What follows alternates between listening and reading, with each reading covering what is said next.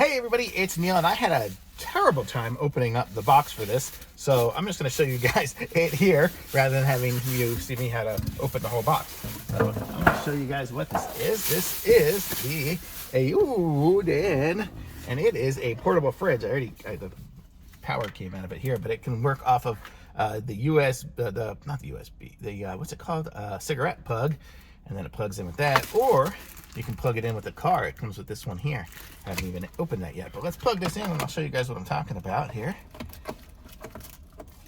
Okay, so that is plugged in, and then I'll plug this in. And it just plugs in the back. You can kind of see in there. I have it plugged in there. I guess if you did the AC, it would go into that plug there, and then you would change this. You see it says DC on the top and AC on the bottom, so DC for this. You can do hot or cold.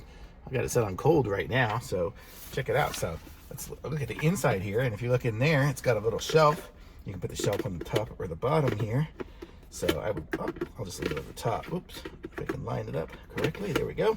So I'll just leave it on the top because I would probably put my sandwich or something like that up top. Then I won't get squished by any cans if it rolls around. Put the cans down here. I could put a couple of cheese sticks or something like that over here, beef jerky, whatever, and that closes up. It's got kind of a magnet close, which is kind of strong, so I can leave it in the back seat. But this is, how cool is that? This is nice to have a little fridge that I can take in the car with me, and it's great for like some road trips and stuff. Like when I go visit the kids down about 3 hours away, I can just have a little sandwich and some sodas and have my snack as I go.